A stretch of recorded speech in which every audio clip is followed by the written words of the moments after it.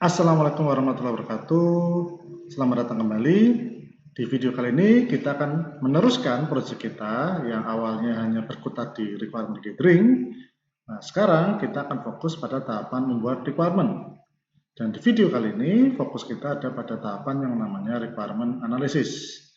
Jadi jika kalian baca di modul, di tahapan inilah kita mulai memanfaatkan data-data hasil requirement gathering kita, memanfaatkan insight-insight kita, bahkan kalau kalian membuat user journey map atau customer journey map, ini adalah momen untuk memanfaatkan opportunities atau ideas-ideas yang kita temukan di sana dan kita olah menjadi requirement nantinya, atau lebih tepatnya sistem requirement.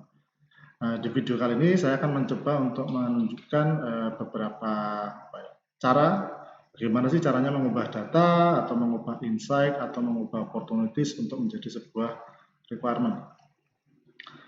Tentu disclaimer untuk memberitahu istilahnya apa ya, requirement yang akan kita buat nanti masih requirement yang sifatnya masih mentah. Jadi kalau data kita punya data mentah, data yang asli dari stakeholder yang belum kita olah. Nah, requirement juga ada, kalau saya menyebutnya requirement mentah, yang artinya ketika kita mendapatkannya, biasanya requirement-nya sudah cukup tepat biasanya, artinya sudah sesuai memanfaatkan data insight atau opportunity tadi, tapi mungkin ada bagian-bagian yang terlupakan, mungkin ada bagian-bagian yang kurang rapi, atau kadang-kadang kalimatnya masih acak-acakan, tapi nggak apa-apa, karena memang dari pengalaman pribadi mencari atau menganalisis requirement itu juga butuh skill yang tinggi kasarannya. Jadi kalau kalian bisa bikin requirement sekaligus merapikan requirementnya itu luar biasa sekali. Tapi kalaupun nggak rapi, kalaupun masih mentah, tenang, karena kita punya tahapan yang selanjutnya yang ada di video yang lain, yaitu requirement specification tentunya. Nah, mungkin sedikit pengantar. Jadi di modul saya sudah menceritakan ngapain aja sih kita di dalam requirement analysis itu. Jadi yang paling awal yang bisa kita lakukan itu adalah kita mencoba untuk meredefine problem kita. Mungkin kita berangkat dengan suatu problem apa, kemudian setelah kita melakukan requirement gathering kita sadar bahwa kayaknya kita butuh update problem nih. Karena kalau nggak diupdate kita akan sedikit tersesat. Entah misalnya problemnya aslinya A, ternyata setelah kita pahami lebih jauh problemnya bukan A tapi problemnya B. Jadi misalnya apa? Misalnya kita mengira bahwa yang bikin suatu tempat kotor itu karena kita yang bikin suatu tempat kotor itu karena kurangnya kesadaran dari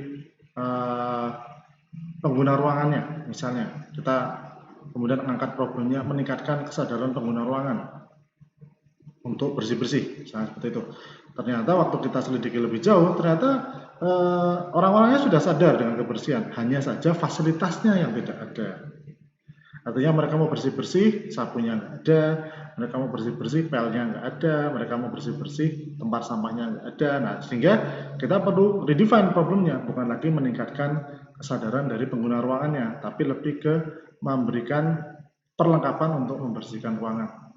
Nah, dengan redefine problem ini, solusi kita pasti akan lebih tepat sasaran, bukan lagi misalnya ngasih ngasih wejangan, ngasih ceramah, tapi lebih tepatnya ke menyediakan sapu dan pel tadi itu. Ini contoh keuntungan redefine problem. Contoh lainnya misalnya ada juga yang kita redefine problem bukan karena problemnya udah geser, artinya kita salah dengan problem kita di awal. Tapi ada juga yang kita mendefinisikan ulang problem, meredefine problem karena kita menemukan bahwa problem yang kita dapatkan yang baru itu adalah sesuatu yang lebih spesifik daripada problem yang kita angkat di awal. Jadi misalnya dalam proyek saya misalnya kita ingin meningkatkan kemampuan bahasa Inggris dari mahasiswa. Ternyata setelah saya selidiki lebih jauh menggunakan requirement gathering, saya menemukan bahwa mahasiswa itu cuma tertarik untuk meningkatkan skill vocabulary misalnya. Yang skill-skill lain sebenarnya nggak ada masalah. Nah, ini kan jauh lebih spesifik.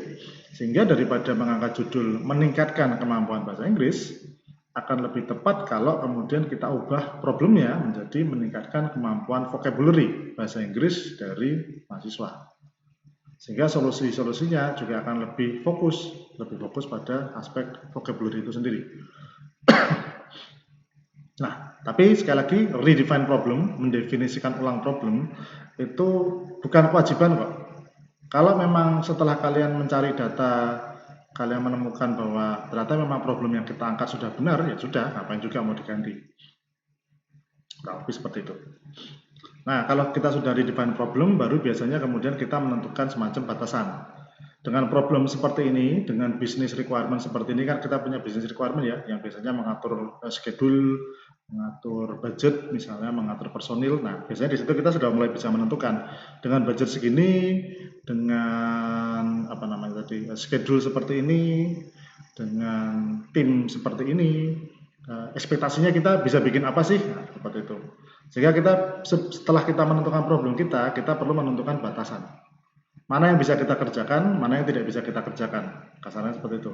Yang secara finansial kita tidak mampu, yang secara finansial kita mampu, yang secara timeline, schedule kita mampu, yang tidak mampu, dan yang secara anggota personil kita mampu, tidak mampu. Sehingga nanti ketika kita melakukan pembuatan requirement itu sendiri, kita tinggal cross check. Oh, kalau pakai ide seperti ini bakal mahal nih. Jadi harus ganti ide atau ide ini kita buang. Oh, kalau pakai requirement seperti ini bakal lama nih, bakal mahal nih. Apapun itulah yang sudah di luar constraint. Nah, di situ kita bisa berpikir ulang. Kayaknya ini requirement-nya harus diganti atau harus kita lupakan karena kita memang tidak punya kemampuan baik itu secara finansial, secara schedule maupun secara personil tadi itu. Sehingga biar nggak capek 2 kali kerja, habis menentukan problem, ada baiknya kita menentukan batasan dari proyek kita. Nah, itulah sebabnya kenapa requirement analysis itu kalau kita pakai level 5 level user experience-nya Jesse James Garrett, dia masuk ke level scoping, menentukan batasan mana yang mau dibuat dan mana yang tidak mau dibuat. Nah, supaya tahu yang dibuat mana dan yang tidak dibuat mana, maka harus ada tadi scope-nya dulu, boundary-nya, batasannya, constraint-nya. Nah, kalau sudah, baru kemudian kita masuk ke tahapan ketiga. Nah, disinilah kita mulai kegiatan utama yang nanti akan saya kasih contoh di video ini. Jadi kita mulai istilahnya menentukan requirement berdasarkan data, insight, ataupun opportunities yang kita dapatkan. Dan tentu ketika membuat requirement, saya menyarankan buat dulu requirement-nya. Biarkan otak-otak kreatif, jus-jus kreatif itu bekerja dulu. Nanti begitu jadi requirement-nya baru mikir, oh ini di luar constraint. Ya, sebab kalau apa-apa harus sempurna dari awal itu ditakutkan akan mengganggu apa ya istilahnya kinerja kreativitas tadi. Lagi mikir kreatif tiba-tiba dibatasi oleh sesuatu. Itu biasanya kalau pengalaman saya pribadi bukan proses yang menyenangkan. Akan lebih menyenangkan ketika kita agak sedikit liar berpikirnya, selama tetap fokus pada tujuan problem ya. Artinya liarnya bukan terus liar menemukan requirement yang di luar problem ya. Berpikir liar tapi masih sesuai dengan koridor problemnya, ditemukan requirement-nya, di list satu-satu. Nah, kalau sudah baru kemudian ketika jus kreatifnya sudah mulai berhenti, istirahat. Nah, sambil istirahat itu kita kemudian melihat kayaknya ini keluar constraint deh, kayaknya ini keluar constraint, ini kayaknya masuk akal, ini kayaknya nggak masuk akal. Nah, seperti itu. Nah, nanti yang masuk akal bisa kita simpan. Yang tidak masuk akal, tidak masuk akal, tidak masuk akal. Nah, kita berpikir, kita keluarkan lagi jus kreatifnya. Masih bisa nggak yang tidak masuk akal, yang di luar constraint ini kita bikin jadi masuk akal? Nah, kalau tidak bisa, berarti itulah momennya di mana kita harus buang ide itu.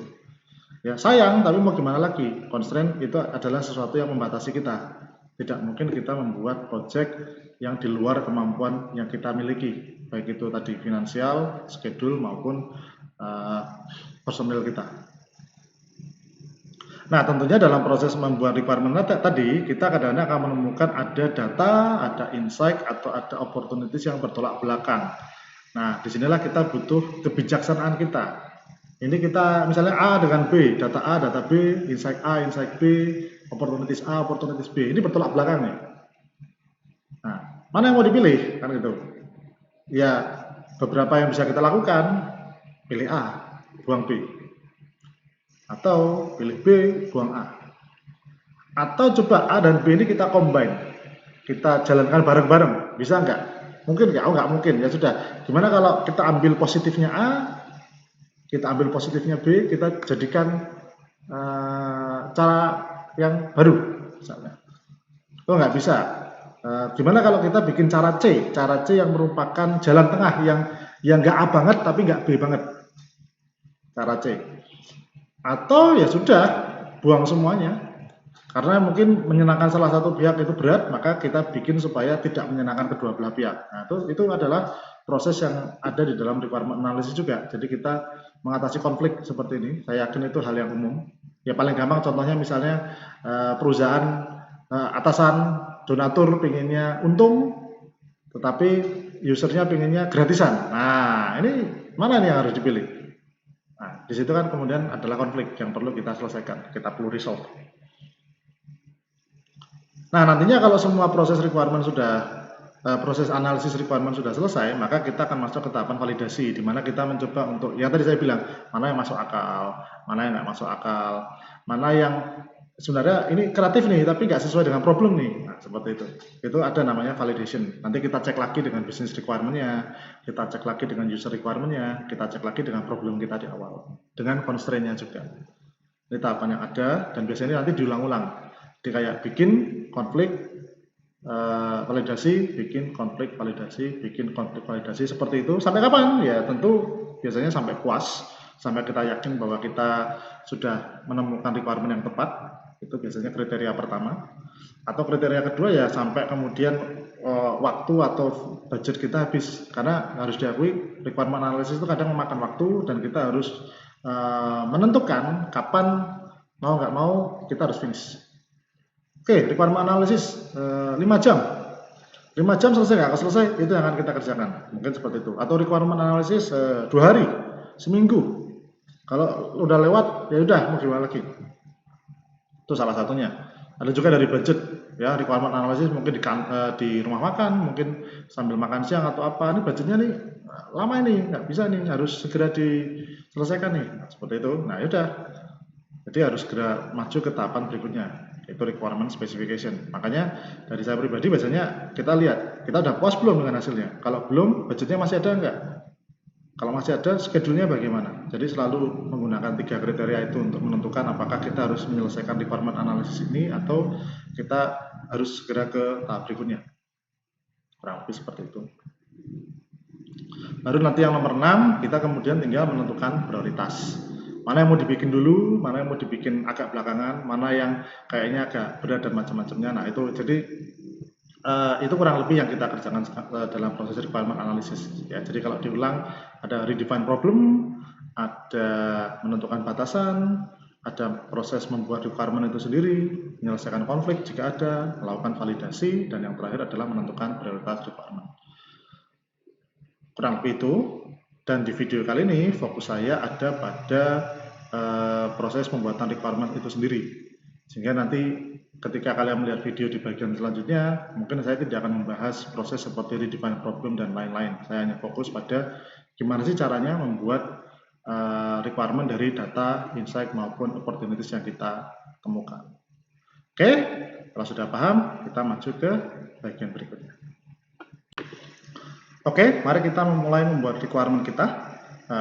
Di video-video berikut ini saya akan mencoba untuk sharing proses membuat requirement seperti apa. Mungkin nggak secara lengkap, tapi hanya memberikan kalian gambaran ini loh yang bisa kalian lakukan untuk membuat requirement. Jadi pertama kita bisa membuat requirement dari data mentah. Itu sangat bisa sekali. Walaupun sekali lagi biasanya jarang kita melakukan seperti ini, tapi bisa. Jadi murni data mentah, tidak perlu kita analisis, tidak perlu kita cleaning, tidak perlu kita transformasi, langsung kita ambil. Rata-rata data mentah yang kita langsung jadikan requirement itu biasanya dalam bentuk request. Itu yang paling utama. Kita nanya mereka mau bikin apa? Mau bikin login mas, ya udah kita bikin login. Mau minta dibikinin apa? Bikin upload foto, kita bikin upload foto. Jadi kita tidak mengambil insight-nya, artinya murni mendengar permintaan dari seseorang, kita tidak bandingkan dengan yang lain. Kalau sudah mulai dibandingkan dengan yang lain, itu namanya kan mulai ada proses analisis, sehingga menemukan insight. Tapi enggak, ini kita dari satu orang, mereka minta apa, kita bikinin. Memang bisa, terutama kalau sifatnya kita bekerja dengan klien. Ya, kalau kita kerja dengan klien minta apa, kita bikinin, itu hal yang masuk akal gitu loh. Tetapi kalau kalian kemudian berbicara dengan banyak orang, dengan banyak responden, nah di sini mungkin agak lebih sulit ketika kita ingin menggunakan data mentah sebagai sebuah requirement. Nah, makanya biasanya kita menggunakan kalau nggak insight, ya opportunities. Bedanya apa? Sekali lagi hanya mengingatkan, insight itu lebih ke proses untuk mencari kesimpulan dari analisis data kita. Sehingga data mentah kita olah menjadi kesimpulan. Kalau opportunities itu juga insight, tapi biasanya kita lebih sering menggunakan istilah itu adalah ketika, saya lebih sering menggunakan istilah itu ketika berbicara dengan user journey map. Jadi kalau kita menggunakan customer journey map atau user journey map, di situ ada opportunities, nah kita pakai itu. Tapi sebenarnya kalau kita bicara sifat dasarnya itu sama-sama insight, sama-sama ada proses analisisnya. Hanya yang satu biasanya pakai analisis sederhana, data deskriptif, inferensial, data clustering analisis, kalau yang satunya lebih pakai customer journey map, kurang lebih itu. Nah, kita nggak akan bicara request di sini. Sekali lagi, request itu hal yang mudah untuk di-requirement-kan kalau kalian ingin. Tetapi dalam momen-momen tertentu terkadang ada baiknya kita juga menganalisis request seseorang. Tapi kembali, ini kebebasan ada di tangan yang melakukan requirement analysis, ya, bukan di tangan saya. Oke, mari kita coba untuk misalnya saya punya data seperti ini. Jadi misalnya kan kalian punya questionnaire nih, ingin coba dibikin requirement-nya. Caranya seperti apa? Pertama yang paling gampang, kita bisa menggunakan modus. Ya, jadi kalau dilihat ini adalah data. Ini sedikit konteks ya. Jadi ini adalah data untuk mencari tahu kira-kira kalau saya bikin website planner trip planner, website untuk merencanakan perjalanan wisata. Kira-kira informasi apa saja sih yang diperlukan oleh user untuk bisa membuat membuat perencanaan yang baik. Dan saya menemukan 14 item untuk ditanyakan. Kok bisa dapat 14? Ada proses interviewnya. Jadi 14 ini bukan ngarang, ini saya melakukan proses interview dulu. Kemudian dari proses interview ini saya jadikan pertanyaan kuesioner. Itu kalau ada yang ingin tahu asal mula 14 ini dari mana. Nah, kemudian kalau kita lihat di sebelah kanan ini kan hasilnya. Ternyata dengan analisis data sederhana saja, kita bisa melihat bahwa mayoritas dari 164 orang, mayoritas memilih menggunakan, lebih tepatnya mayoritas merasa setuju kalau ada kegiatan yang bisa dilakukan di objek wisata, lokasi objek wisata, lama kunjungan per objek wisata, dan lain-lainnya. Artinya mereka nggak ada masalah. Gitu loh. Saya butuh nih. Sehingga kita bisa ambil kesimpulan yang paling gampang aja. Ya sudah, berarti nanti di dalam website saya bakal menampilkan kegiatan yang bisa dilakukan di objek wisata, lokasi objek wisata, lama kunjungan per objek wisata. Nah, seperti itu. Jadi ini proses analisis data sederhana menimbulkan insight yang juga sifatnya sederhana, tapi bisa kita jadikan requirement. Sehingga nanti misalnya kita bisa tadi pakai kalimat sistem menyampaikan kegiatan yang bisa dilakukan di objek wisata. Sistem menyampaikan lokasi objek wisata. Atau kalau kalian suka istilah aplikasi menampilkan lama kunjungan per objek wisata. Aplikasi menampilkan rute perjalanan antar objek wisata. Jadi ini hal yang sederhana sekali. Jadi bisa kalian melakukan pembuatan requirement hanya berdasarkan analisis data sederhana seperti ini. Dan saya yakin data seperti ini jumlahnya mungkin termasuk banyak di tempat kalian. Jadi sekali lagi untuk yang pakai kuesioner, saya yakin data seperti ini berjumlah banyak. Bisa kok kalian membuat requirement menggunakan konsep modus, konsep mayoritas seperti ini, itu bisa. Seperti itu. Jadi ini salah satu cara yang paling mudah sebenarnya. Sesuai dengan kesimpulannya, langsung dibikin requirement-nya. Dan ini rata-rata akan lebih sering muncul ketika menggunakan kuesioner dibanding menggunakan interview atau menggunakan user journey map. Ya. Nah, ini yang proses pertama. Nanti kita akan saya akan menunjukkan cara lain, yaitu kalau data kita dalam bentuk interview, data clustering analysis, bagaimana cara menemukan requirement-nya. Ya. Oke. Nah, kalau tadi kita memanfaatkan hasil dari kuesioner kita, sekarang kita ingin memanfaatkan hasil dari interview kita. Ya, udah capek-capek interview, udah capek-capek data clustering analysis, kan ya harusnya bisa dong dimanfaatkan jadi requirement. Bisa, ya. Mari coba kita lihat. Jadi, misalnya kita ambil salah satu cluster kita, misalnya. Cluster materi yang sulit. Disclaimer, ini data. Ya, semua yang warna biru adalah data, semua yang warna hijau adalah cluster, dan semua yang warna kuning ya, kuning menurut saya, kuning adalah insight. Ya. Kemudian juga disclaimer, ini data dari 3 responden, jadi saya masih belum menambah jumlah responden. Sejujurnya saya ingin menambah, tapi karena kesibukan saya tidak sempat untuk menambah, dan sejujurnya juga saya tidak pernah melakukan data clustering analysis dengan 3 responden, apalagi ketika saya tahu bahwa respondennya bisa lebih dari itu. Ya, jadi ini hanya contoh, tapi kalau ditanya apakah saya akan seperti ini di dunia nyata, tidak. Saya tidak akan percaya diri hanya dengan menggunakan data 3 orang, kasarnya seperti itu. Ya, tapi mari kita lihat. Jadi dari materi yang sulit kita menemukan insight ada bahwa materi yang umumnya dianggap sulit adalah vocab dan tenses. Dan kemudian dari vocab kita bisa temukan bahwa rata-rata keluhannya adalah pada jumlah vocabnya. Artinya masih ada vocab-vocab yang masih belum dipahami oleh mahasiswa, atau ada vocab-vocab yang perubahan bentuknya juga mereka tidak hafal.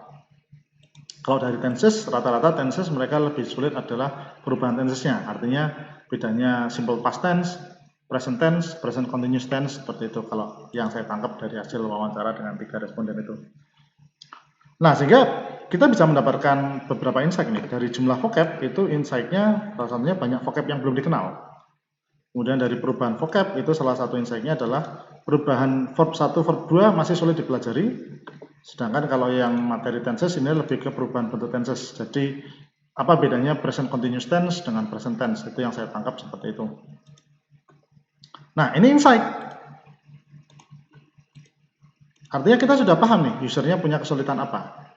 Tapi ini bukan requirement, makanya kita perlu mengangkat sedikit ini supaya menjadi lebih cocok sebagai requirement. Jadi kan kalau requirement, sistem requirement itu kan kembali ya, ekspektasi. Definisinya adalah sesuatu yang harus dimiliki atau dilakukan, atau pernyataan akan sesuatu yang harus dimiliki atau dilakukan oleh aplikasi, produk, atau sistem interaktif kita. Nah, jadi kira-kira kalau kita tahu bahwa usernya banyak vocab yang belum dikenal, maka salah satu requirement yang bisa kita buat adalah, misalnya saya bikin satu requirement lagi deh. Anggaplah merah itu requirement, jadi buat catatan aja. Ya, saya fokus. Kalau banyak vocab yang belum dikenal, maka aplikasi mengajarkan vocab kepada user. Nah, seperti ini. Ini salah satu requirement yang bisa kita temukan. Jadi aplikasinya nanti pasti akan mengajarkan vocabulary kepada user kita. Itu salah satu requirement yang bisa kita temukan. Dengan cara yang sama, kita bisa menemukan juga yang ini. Aplikasi mengajarkan perubahan, atau mungkin sebentar, mungkin ini pilihan warnanya nggak terlalu bagus ya, sebentar. Ganti warna dulu. Agak bagus. Jadi itu, nanti terlalu sama dengan itu. Nah, ini lebih bagus.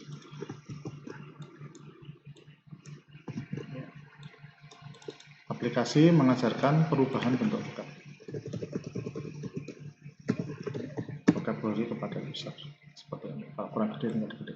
Nah, ini minimal buat placeholder dulu. Jadi biar kita tahu. Ternyata kita bisa menemukan requirement ini dari insight yang ini. Kemudian yang di sini juga aplikasi mengajarkan perubahan bentuk tenses pada user. Nah, ini contoh yang sederhana. Jadi kita bisa memanfaatkannya. Ingat, ini bukan sebuah requirement. Ini hanya mengatakan bahwa responden punya masalah ini. Jadi kita harus mengangkatnya jadi requirement. Jadi misalnya seperti ini, aplikasi mengajarkan. Ini kan pernyataan ya, pernyataan, dan ini pernyataan mengenai aplikasinya. Jadi aplikasinya ngapain? Bisa mengajarkan perubahan bentuk tenses. Nah, seperti itu kuncinya. Misal dari yang lain. Nah, misalnya ini.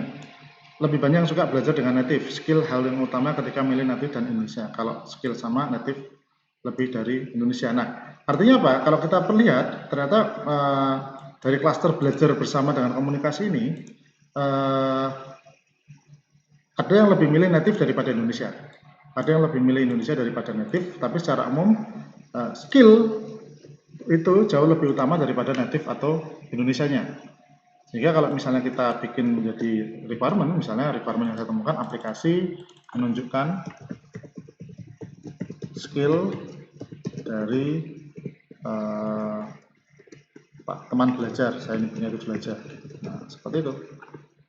Karena jelas insight-nya adalah insight-nya adalah kalau skill-nya sama, kalau skill-nya ini skill adalah hal yang utama dalam memilih native atau Indonesia. Skill adalah hal yang utama. Makanya jelas berarti dari sini saya bisa menyimpulkan apa? Aplikasinya harus menunjukkan skill-nya dulu. Soalnya kalau tidak ditunjukkan skill-nya, mereka nggak tahu ini kira-kira orangnya pintar apa enggak. Jadi itu harus ditunjukkan dulu. Karena ini yang saya tangkap, skill lebih utama ketika memilih native dengan Indonesia. Baru kalau skillnya sama native dengan Indonesia. Nah, ini saya bisa melahirkan yang lain. Skill aplikasi menunjukkan asal atau nationality, kewarganegaraan dari teman belajar. Potong ya. Nationality atau kewarganegaraan. Seperti ini dari teman belajar. Kenapa? Karena tadi di satu sisi skill itu lebih utama. Tapi kalau skillnya sama, ternyata responden saya lebih memilih native. Makanya aplikasi harus bisa menunjukkan skillnya dulu. Baru aplikasi bisa menunjukkan asal atau kewarganegaraan dari teman belajar. Dan lihat, karena ini kan lebih banyak suka belajar dengan native dan sifat belajarnya adalah dengan komunikasi. Jadi ini juga bisa menghasilkan requirement lagi. Aplikasi, taruh mana ya? Mulai habis tempatnya. Aplikasi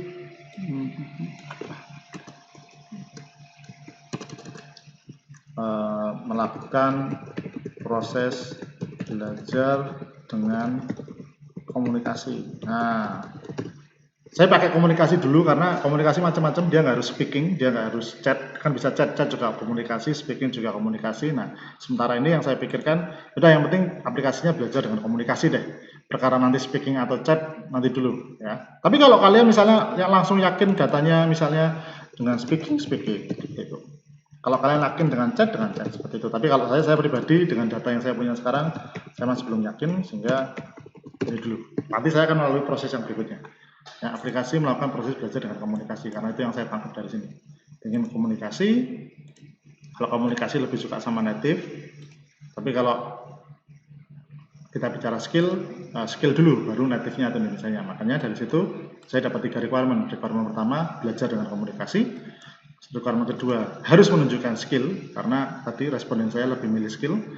Dan harus menunjukkan kewarganegaraan atau skill dari teman belajarnya, supaya kita tahu ini native, ini orang Indonesia, seperti itu. Yang lain misalnya, kenapa kita belajar bersama? Jadi kalau ini pelan-pelan kalian baca, saya besarkan sedikit supaya kalau ada yang ingin freeze frame-nya bisa baca. Ya, kenapa mereka ingin belajar bersama? Pertama, karena mereka ingin menguji kemampuan. Kedua, karena kalau belajar sendiri nggak jelas kita benar-benar mampu atau tidak. Ketiga, kita juga dapat ilmu, kita dapat pengalaman. Dan keempat, nambah vocab. Nah, tapi dari data ini beberapa kesimpulan satu kesimpulan yang bisa saya dapatkan adalah kenapa orang belajar bersama, karena dia ingin punya divalidasi kemampuannya. Jadi bukan sekedar, saya belajar sendiri, saya pintar sendiri, enggak. Saya ingin tahu menurut orang lain itu saya sudah cukup pintar atau tidak. Sehingga mungkin saya bisa mengatakan aplikasi. Halo.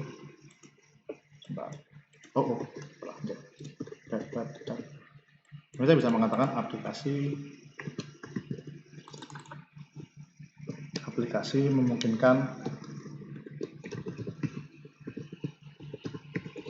teman belajar saling menilai. Nah, seperti ini. Jadi biar yang menilai jangan aplikasinya. Saya merasa lebih enak kalau yang menilai adalah orang lain. Makanya aplikasi memungkinkan teman belajar saling menilai. Ini sesuai dengan kenapa sih kita ingin belajar bersama, karena kita ingin tadi divalidasi kemampuan kita oleh orang lain. Jadi kenapa enggak kita bikin aplikasinya mampu atau memungkinkan sesama teman saling menilai, kan seperti itu. Ada lagi enggak ya? Nah, memilih teman belajar misalnya. Kalian ingin teman belajar yang seperti apa? Itu kurang lebih yang saya dapatkan datanya. Jadi mereka mengatakan bahwa nyaman jika tahu nama aslinya dan nyaman jika paham karakternya. Sehingga misalnya kita tuliskan di sini aplikasi menunjukkan nama asli teman belajar dan aplikasi menunjukkan karakteristik, kan dilihat ini ya, paham dengan karakter, jadi menentukan karakteristik teman belajar. Ya, tapi ingat, kadang-kadang kita juga, kan saya bilang insight itu kan tidak harus, insight itu hanya alat bantu. Kalau kita merasa memang datanya ada yang menarik, kita bisa lihat datanya. Misalnya, nih, ada yang bilang hobi. Ya, asal hobinya nyambung, enak, asal hobinya nyambung itu, jadi kita juga bisa menampilkan itu. Aplikasi menunjukkan hobi dari teman belajar. Jadi nggak harus melulu dari insight ini, karena kan insight ini kan, saya bilang insight itu kan ada yang dari datanya, ada yang dari klasternya, ada yang dari antar klasternya, nah seperti itu. Nah, ini yang saya dapatkan. Ya, jadi sekali lagi ini adalah insight. Dengan insight kita memahami user kita. Nah, kalau kita sudah paham, apa yang bisa kita lakukan berdasarkan pemahaman itu? Itu yang namanya requirement analysis. Jadi dia selangkah lebih jauh lagi. Kita mencoba untuk mendefinisikan requirement dari aplikasi kita bisa ngapain, punya apa, berdasarkan pemahaman kita terhadap user kita. Jangan seperti ini. Tahu nama aslinya berarti tampilkan nama aslinya. Paham dengan karakternya, kemudian tunjukkan karakteristik mereka atau hobi mereka, lebih seperti itu. Ada lagi nggak ya? Nah, karena ini, oh, topik conversation. Ternyata kalau kita mau pakai conversation dalam proses belajar kita nanti, ada topik-topik yang mudah, ada topik-topik yang sulit. Nah, berarti kita bisa bikin aplikasi membagi topik komunikasi menjadi mudah dan sulit. Jadi harus dibagi dulu. Nah, kemudian karena insight-nya itu ternyata ada topik yang susah dan topik yang mudah. Jadi kita harus tahu ada yang mudah, ada yang susah. Makanya aplikasinya juga harus membedakan. Itu mungkin bukan membagi, membedakan. Nah, membedakan. Nah, seperti ini. Membedakan topik yang susah dengan topik yang mudah. Nah, topik mudah berkaitan dengan apa tadi? Kehidupan sehari-hari.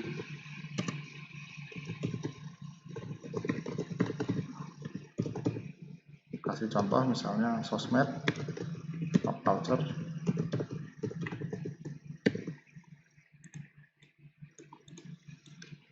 Terus topik sulit berkaitan dengan spesialisasi. Contoh sains, politik, yang lain-lain. Seperti ini. Nah, lagi yang ini nggak ada insight-nya, nggak saya buat juga. Memang sebagai contoh tidak saya kerjakan semua. Sekali lagi nanya contoh.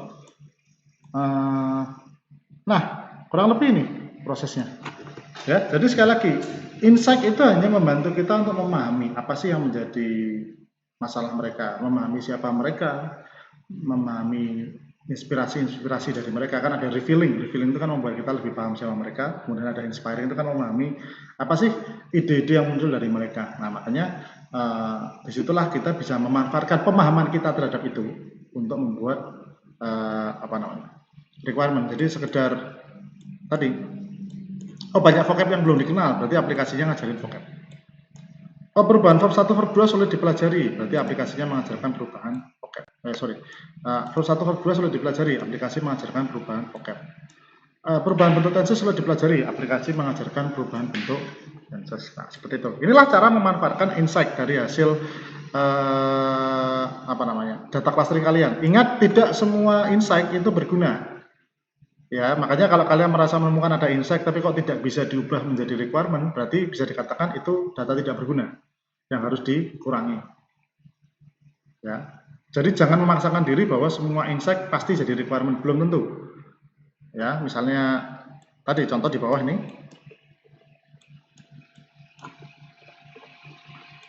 Ya, ini memang tidak saya kerjakan, tapi setelah kalau dilihat ini kok nggak dikerjakan Pak, ya ini memang tidak saya kerjakan, tapi saya pikir-pikir ini juga insight-nya kurang berguna, makanya bisa saya katakan ini apa namanya, lebih kayak data tidak berguna buat saya. Jadi tidak bisa saya jadikan insight, kalaupun ada insight-nya tidak bisa saya jadikan requirement. Itu hal yang biasa gitu loh. Ya, tapi tentu idealnya kita ingin membuat semuanya berguna. Ataupun kalau tidak bisa semuanya berguna, kita ingin yang tidak berguna itu sedikit. Jadi jangan, sekali lagi, jangan pernah paksakan ketika membuat requirement itu bahwa semua harus jadi requirement, karena belum tentu. Nanti disitulah kalian akan mengenal mana data yang berguna, mana data yang tidak berguna. Dan itu sesuatu hal yang bagus. Kenapa? Biar kalian belajar. Oh, ke depan saya nggak usah ngambil data-data kayak gini lagi deh, soalnya nggak guna. Oh, ke depan saya harus ngambil data-data seperti ini, soalnya berguna. Nah, seperti itu.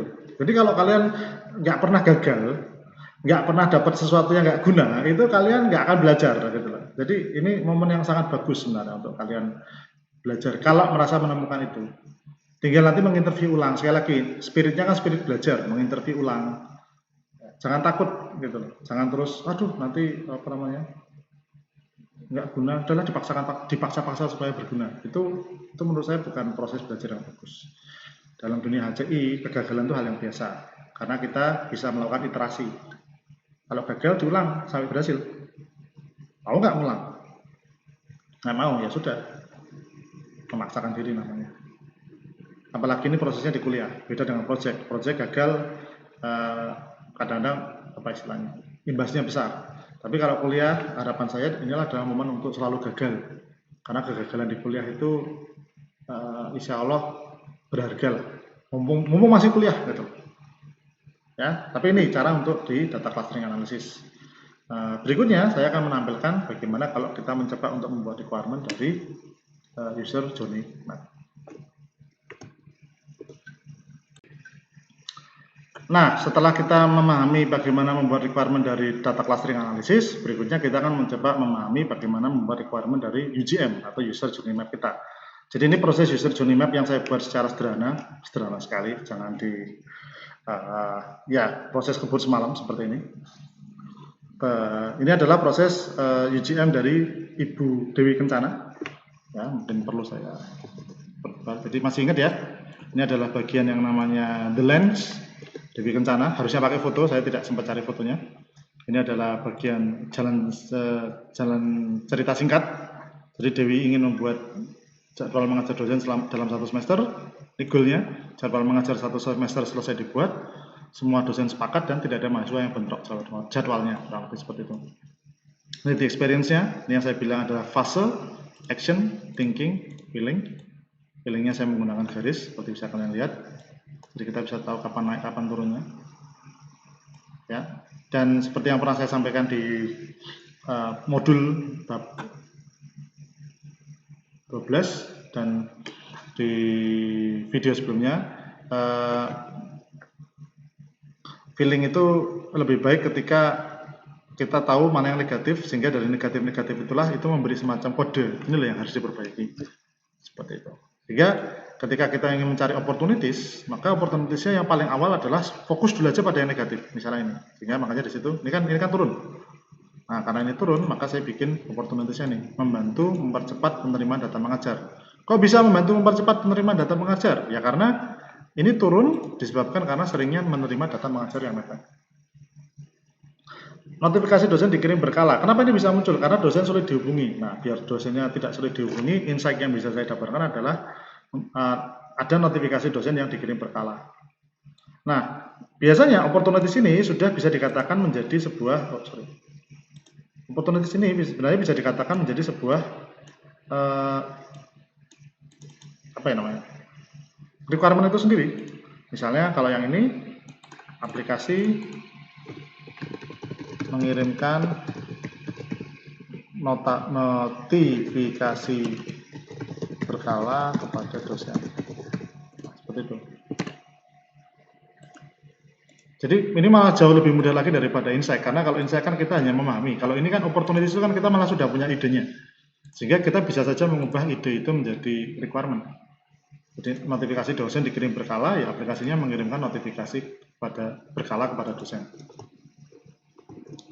Itu pun saya bisa perjelas lagi sebelum dosen membalas aplikasi baru berhenti mengirim notifikasi jika dosen sudah membalas. Nah, seperti ini. Jadi di satu sisi kita berpikir, oke, aplikasinya mengirim notifikasi, satu requirement. Tapi ya namanya juga dosen sulit dihubungi, ya sudah, aplikasi baru berhenti ketika notifikasinya juga sudah dibalas. Jadi kalau belum dibalas, kirim. Belum dibalas, kirim. Belum dibalas, kirim. Kita teror dosennya. Gak apa-apa, toh itu requirement yang menurut saya juga menarik gitu lah istilahnya. Jadi kita punya dua requirement nih dari satu opportunity ini. Pertama, dikirim secara berkala. Kedua, baru berhenti ngirimnya kalau dosennya sudah balas. Nah, kalau yang ini memang sebuah opportunity dan kita bisa bikin ini menjadi sebuah requirement. Hanya saja ketika saya membuat hal seperti ini, saya baru menyadari bahwa oh ternyata ini melibatkan tokoh lain ini. Menerima data mengajar itu ternyata melibatkan tokoh lain yang namanya bagian akademi. Nah, kalau saya misalnya bikin aplikasi membantu mempercepat penerimaan data mengajar, ini seolah benar. Saya bilang seolah benar. Jadi kan ini kan, opportunity-nya apa? Membantu mempercepat penerimaan data mengajar. Aplikasi membantu mempercepat penerimaan data mengajar. Ini seolah benar, tetapi dia punya kelemahan. Kelemahannya adalah gimana cara membantunya? Nggak kebayang. Cara membantunya gimana? Mau diapain? Yang bikin lambat memangnya apa? Kenapa kok menerimanya bisa lambat? Kenapa dan macam kita nggak tahu. Dan karena kita nggak tahu, walaupun ini requirement yang tepat, tetapi ini tidak membantu. Makanya kenapa saya bilang seolah-olah benar. Jadi ini memang requirement yang bagus sebenarnya. Berarti memang ada masalah di penerimaan data mengajar. Maka aplikasinya harus bisa membantu mempercepat. Tapi pertanyaannya kemudian gimana cara membantu mempercepatnya? Kebayang nggak cara membantu mempercepatnya? Apa kemudian ngirimnya lebih cepat? Apa mau dikirim notifikasi berkala? Tapi memang masalahnya di komunikasinya kah? Apakah bagian akademi sulit dihubungi? Atau jangan-jangan data mengajarnya belum jadi atau apa? Kita nggak tahu dan kita banyak bermain spekulatif di sini. Dan karena terlalu spekulatif, ya sekali lagi, karena terlalu spekulatif ini tidak cocok untuk menjadi sebuah requirement. Sehingga kalau saya akan menyimpan ini dalam opportunities, tapi saya tidak akan menjadikannya requirement dulu. Saya akan apa istilahnya? Mencoba untuk mendalami dulu. Apa sih yang bikin penerimaan data mengajar itu lambat? Dan kebetulan bagian ini kemarin tidak saya tanyakan kepada Dewi Kencana. Di sisi lain, saya juga tidak pernah ke bagian akademik. Nah, ini adalah semacam PR. Makanya, kenapa saya bilang, oh ini PR ini saya harus mencari data lagi. Sehingga kadang-kadang insight atau opportunity sekalian itu malah semacam mendorong kalian untuk mencari data baru. Itu malah hal yang bagus sebenarnya. Karena di satu sisi ini solusi yang menarik, solusi yang bagus, tetapi kita tidak bisa membuat solusinya karena nggak jelas. Sehingga kita butuh memperjelas ide ini. Caranya pertama kita bisa kembali ke Ibu Dewi Kencana, kita tanyakan ke beliau kenapa sih kok penerimanya kok lambat, sehingga kita bisa tahu yang bikin lambat apa. Bahkan mungkin kita bisa redefine problemnya bukan lagi sulitnya membantu mengajar jadwal dosen, sulitnya membuat jadwal mengajar dosen, tapi menjadi lambatnya proses pembuatan data mengajar. Nah, itu loh, lambatnya proses pembuatan data mengajar. Itu nggak masalah, gitu. Kita bisa redefine problem atau mungkin ini jadi satu aplikasi sendiri, ini nanti jadi aplikasi yang lain, gitu loh. Itu bisa. Tapi jelas saya tidak akan berani melakukan ini karena tidak jelas bagaimana cara membantunya. Kalau ini masih lumayan jelas, mengirimkan notifikasi itu di kepala saya kebayang. Oh, nanti kita intinya kirim notif.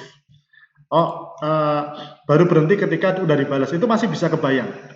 Bentuk aplikasinya nanti bakal seperti apa kebayang. Kalau ini kan jauh sekali membantu mempercepat gimana caranya. Nah, makanya saya tidak akan pernah berani mengangkat ini menjadi sebuah requirement. Jadi tadi tidak semua insight bisa menjadi requirement. Tidak semua requirement bisa diambil karena ada requirement yang kadang tidak jelas. Yang kalau diangkat malah jadi serem. Tidak semua UJM bisa diopportunity-kan.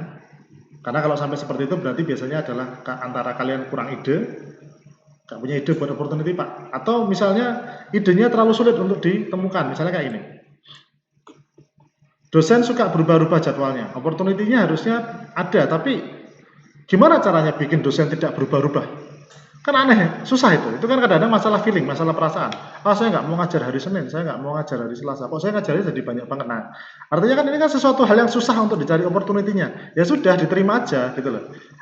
Tidak semua masalah bisa kita selesaikan.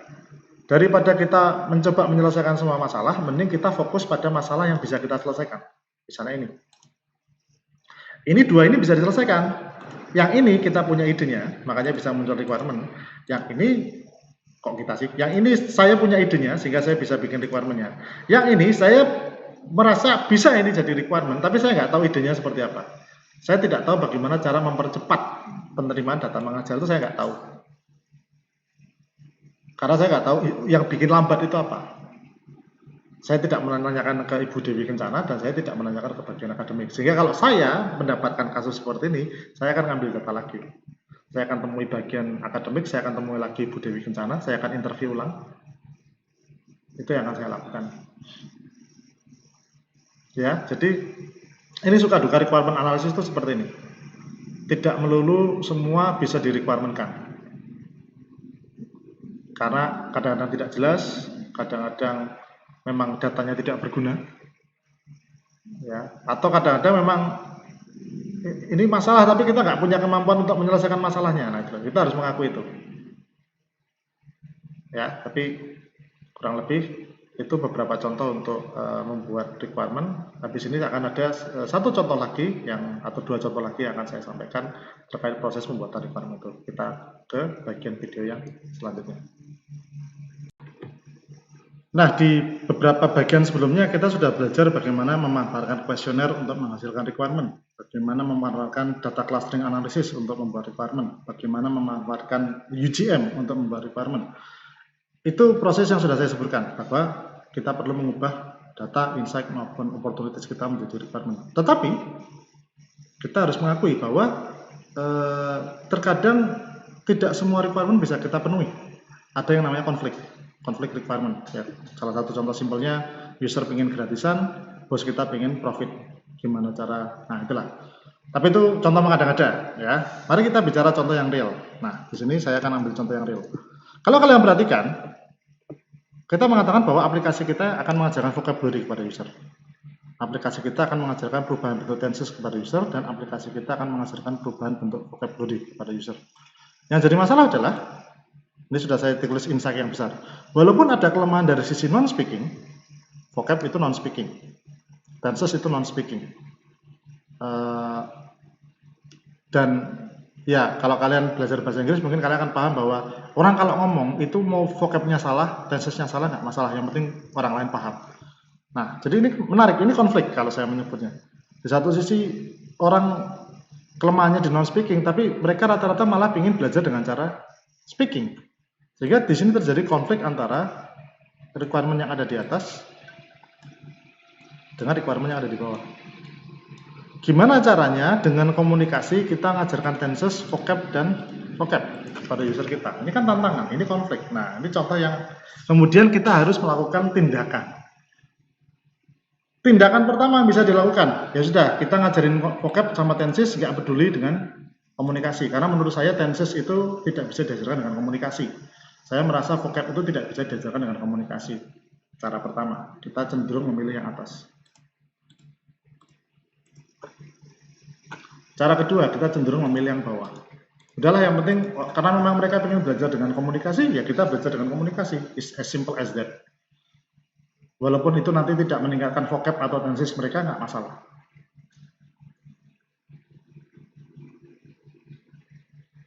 Bisa seperti itu juga.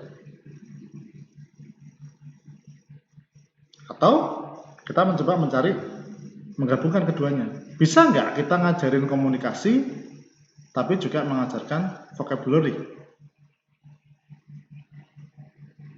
Nah, kalau bisa, maka pasti di sini akan muncul warnanya beda. Oke. Kalau bisa, maka pasti di sini akan muncul requirement yang akan membantu itu.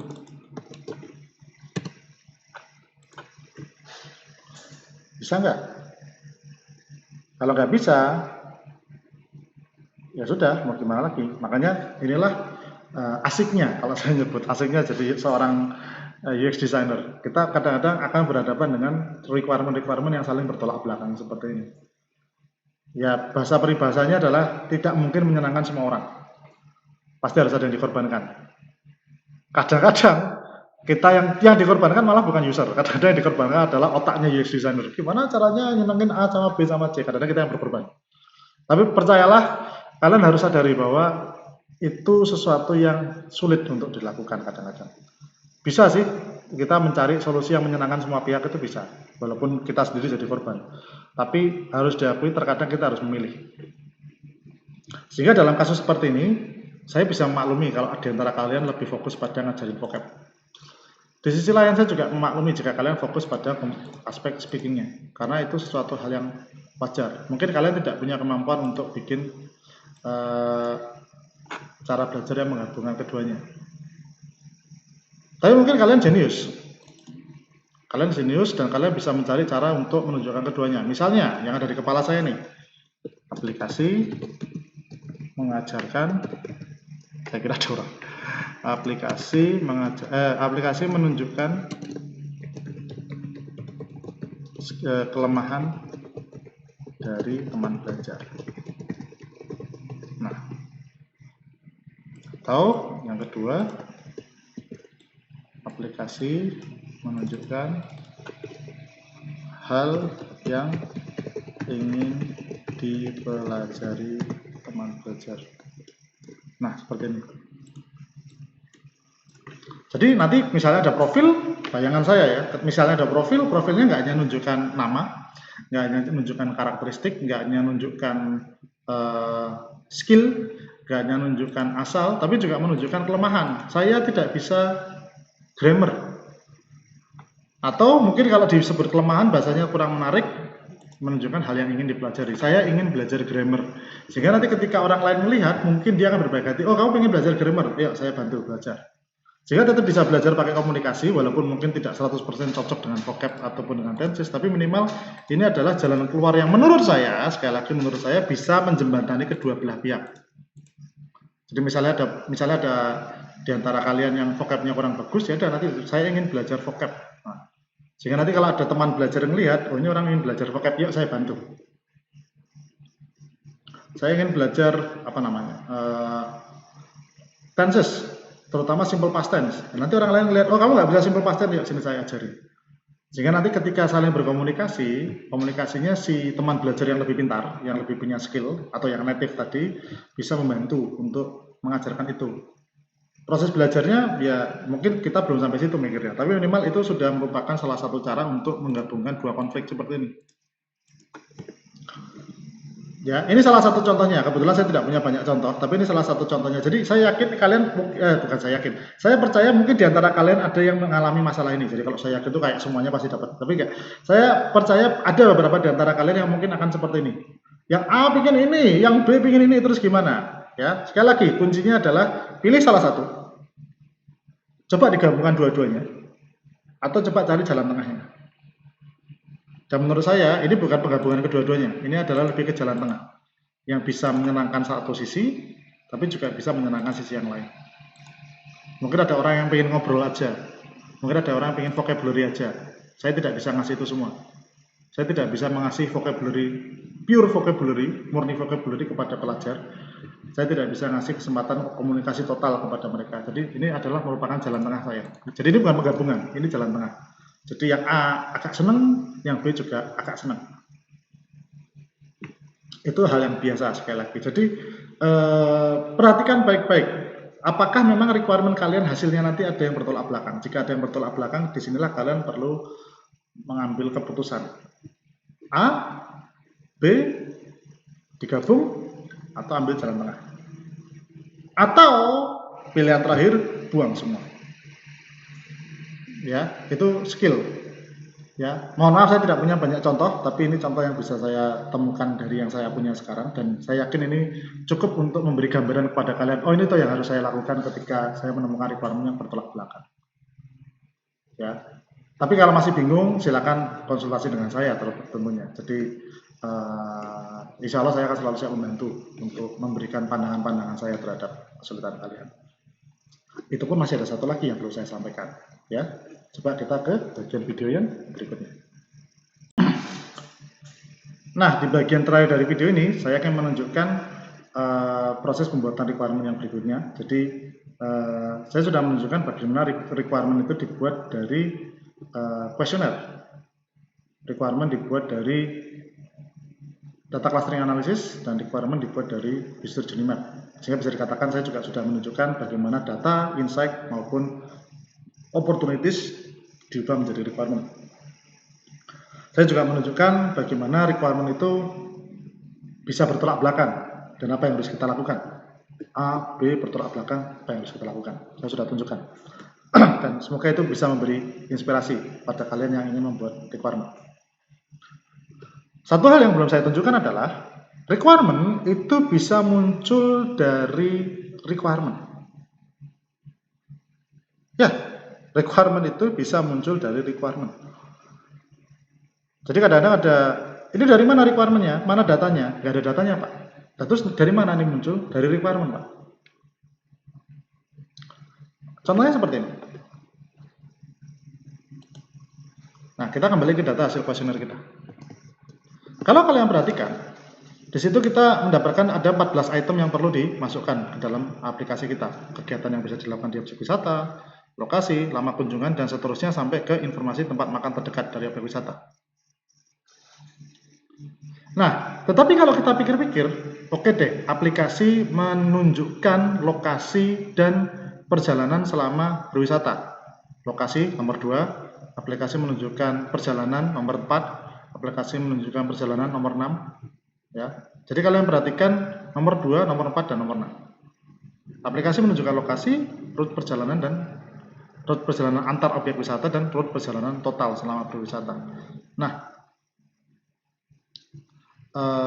yang jadi masalah adalah kalau requirement ini dibiarkan seperti ini, itu akan menjadi pengertian bahwa requirement ini akan ditampilkan secara tekstual. Sehingga dari sini sebenarnya saya bisa menambahkan requirement lagi. Jadi requirement-nya aplikasi menampilkan lokasi, rute perjalanan secara grafikal atau secara grafis. Loh, dari mana requirement grafis itu muncul? Kan nggak ada datanya. Betul, nggak ada datanya. Tapi saya berlogika, kalau lokasi ditunjukkan secara tekstual, ya kasihan yang baca dong. Lokasinya di mana? Di Jogja Utara. Prambanan terletak di Jogja Utara. Jogja Utara terus mau pakai teks seperti itu. Mau pakai koordinat, ya nggak asik. Justru kemudian jika kita munculkan gambarnya itu kan lebih asik. Nah, inilah yang namanya requirement muncul dari requirement. Requirement memunculkan secara grafis itu muncul karena kita harus menampilkan lokasi. Dan logika mengatakan bahwa lokasi itu kalau ditampilkan secara teks jelas tidak menguntungkan. Datanya dari mana kok? Siapa yang nyuruh menampilkan secara grafis? Nggak ada. Tapi itu adalah hasil penalaran logis saya karena saya tahu bahwa usernya memang minta ditampilkan lokasi. Jadi sejak awal sudah ada requirement bahwa requirement-nya menunjukkan lokasi. Sudah ada requirement-nya. Requirement menunjukkan lokasi itu sudah ada. Tetapi requirement ini menuntut ada requirement yang baru. Supaya apa? Supaya usernya lebih mudah. Ingat ada 3 U, useful, use. Useful, mempermudah user. Biar lebih mudah, pakai teks. Menampilkan teks itu useful, menampilkan lokasi itu useful. Karena user yang minta. Tapi membuatnya lebih mudah untuk ditampilkan, itu juga tidak kalah pentingnya. Dan inilah yang melahirkan requirement baru itu. Nah, ini yang saya maksud dengan requirement menghasilkan requirement. Jadi kita mencoba untuk tidak menampilkan lokasi, tidak menampilkan rute dalam bentuk teks, tapi menampilkan keduanya dalam bentuk tadi apa? Gambar atau grafis. Nah, jadi ini contoh sebuah requirement yang muncul dari requirement. Atau misalnya nomor 12, budgeting selama perjalanan. Jadi turis ingin supaya mereka bisa tahu budgeting yang akan habis ketika di tempat wisata itu berapa. Jadi maksudnya nomor 12 itu. Kalau saya di Prambanan saya kira-kira butuh uang berapa. Kalau saya di Pasar Beringharjo saya kira-kira butuh uang berapa. Kalau saya di Malioboro saya butuh uang berapa. Jadi itu yang budgeting seperti itu. Yang jadi masalah adalah menurut saya turis itu kan belum tentu tahu di tempat yang baru itu 100.000 itu kebanyakan atau terlalu sedikit. 500.000 itu terlalu banyak apa sedikit, 1 juta itu terlalu banyak apa sedikit. Nah, makanya di sini kita sebagai developer merasa perlu untuk menampilkan perkiraan budgetnya. Artinya sebagai developer kita menawarkan kalau di Prambanan itu ya kira-kira siapin 500.000 lah. Kalau di Parangtritis kira-kira siapin 100.000 lah, seperti itu. Perkara ini nanti disetujui apa enggak, tidak perlu. Itu bukan urusan kita. Sehingga dari requirement aplikasi menunjukkan perkiraan, menunjukkan budgeting selama perjalanan, kita bisa menghasilkan requirement baru, yaitu aplikasi menawarkan, ya, yang pertama aplikasi menunjukkan informasi budgeting, melahirkan requirement baru, aplikasi menawarkan perkiraan budgeting kepada turis atau kepada user. Sehingga nanti perkara itu mau dipakai beneran atau tidak, sekali lagi kita tidak peduli. Yang penting ini adalah untuk membuat acuan terutama bagi mereka user yang tidak pernah datang ke Jogja. Kebetulan memang konteksnya memang di Jogja. Nah, ini namanya requirement yang menghasilkan requirement, dan ini banyak kasusnya. Ya, saya yakin ini akan kalian temukan dengan banyak, dan justru ingin saya kasih contoh dari sekarang. Misalnya seperti ini. Kalau ditanya login, aplikasi ada loginnya, itu requirement. Aplikasi melakukan login, itu ada requirementnya. Pertanyaannya adalah mana data yang mengatakan bahwa aplikasi butuh login? Secara umum kalian cari data itu pasti nggak akan mudah, kecuali kalian nanya kecuali kalian nanya spesifik butuh login nggak, itu datanya. Tapi itu suatu hal yang jarang sekali kita lakukan. Kita jarang sekali ketemu responden pakai kuesioner, kita tanya butuh login nggak mas. Kita ketemu responden, kita interview, mbaknya kalau punya aplikasi butuh login nggak? Sekali lagi itu hal yang jarang kita tanyakan. Tapi kenyataannya requirement itu muncul, aplikasi butuh login. Dari mana aplikasi butuh login? Nah, itu kan pasti ada asal muasalnya. Nggak mungkin kemudian aplikasi butuh login, ya jelas butuh login pak, karena itu loh, asal muasalnya dari mana? Itulah yang kemudian saya sebutkan, login itu muncul karena ada requirement lain yang membutuhkannya. Misal website wisata, aplikasi memungkinkan turis untuk mengupload foto, atau aplikasi memungkinkan user untuk mengupload foto, misalnya itu requirementnya. Yang jadi masalah adalah kalau kita mengupload foto, bagaimana membedakan foto kita dengan foto orang lain? Ya, usernya bisa upload foto, tapi kan tentu mungkin user tidak ingin fotonya tercampur dengan foto orang lain dong. Masa foto saya jadinya disimpan di tempat orang lain, foto orang lain jadinya disimpan di tempat saya, kan nggak mungkin. Nah, sehingga apa? Hal seperti ini menuntut muncul sebuah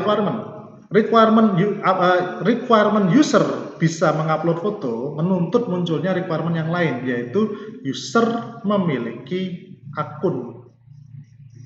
Karena kalau user tidak punya akun, walaupun dia bisa upload foto, dia tidak kemudian foto itu tidak bisa menjadi milik dia, dia nggak punya akun. Nah, ini yang saya maksud. Aplikasi memungkinkan user ngupload foto itu ada datanya nggak? Ada, pasti ada. Kalian akan searching misalnya, kamu pingin upload foto nggak misalnya? Kira-kira apa sih yang paling berharga buatmu? Kok saya bisa mengupload kenang-kenangan saya bisa menyimpan kenangan. Nah, itu mungkin ada datanya. Dengan mudah kalian bisa menemukan itu. Aplikasi bisa mengupload foto. Tapi kalau cuma upload foto, ya tadi, foto ini punya saya atau punya orang lain? Punya saya. Nah, gimana caranya sistem atau aplikasi tahu kalau itu foto punya dia? Disinilah requirement menghasilkan requirement. Requirement aplikasi bisa mengupload foto, menghasilkan requirement aplikasi memiliki akun atau user memiliki akun. Nah, user memiliki akun ini kemudian menghasilkan requirement yang lain lagi. Gimana caranya user bisa punya akun? Nah, ngerti kan? Ada requirement aplikasi memiliki register atau aplikasi memiliki registrasi. Soalnya kalau nggak ada registrasi, tidak mungkin punya akun. Ya, lihat cara berpikirnya. Aplikasi bisa upload foto, menghasilkan aplikasi bisa membuat user memiliki akun. User memiliki akun menghasilkan user bisa melakukan registrasi. User bisa melakukan registrasi dan user bisa memiliki akun. Ya namanya punya akun, punya registrasi, kalau nggak bisa login ya percuma. Sehingga lahirlah yang tadi saya tanyakan, aplikasi bisa login. User bisa login. Nah, jadi kalau ditanya sama saya, ini login dari mana datanya? Jangan terjebak, saya nggak nanya datanya. Ya memang saya mesti minta datanya, tapi jangan terjebak. Maksud saya bukan datanya, tapi pahamilah bahwa, oh ini nggak ada datanya Pak. Nah, kalau seperti ini kalian akan terjebak. Yang saya ingin tahu adalah dari mana login ini muncul. Oh ini Pak, datanya itu kan sebenarnya dari upload foto. Yang namanya upload foto, orang kan mesti punya akun Pak. Punya akun, ya nanti ada register, dan namanya orang register, udah bisa register, kalau nggak bisa masuk kan percuma. Makanya kita punya login. Nah, ini cara menjawabnya.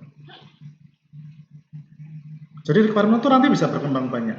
Karena ada requirement yang menuntut requirement lain lahir. Upload foto menuntut harus punya akun menuntut harus ada registrasi menuntut harus ada login. Login juga mungkin menuntut, kalau orang login seenaknya nggak bagus, makanya login mungkin dituntut kalau udah 3 kali gagal harus bertahan 10 menit dulu baru bisa login lagi. Itu kan tuntutan.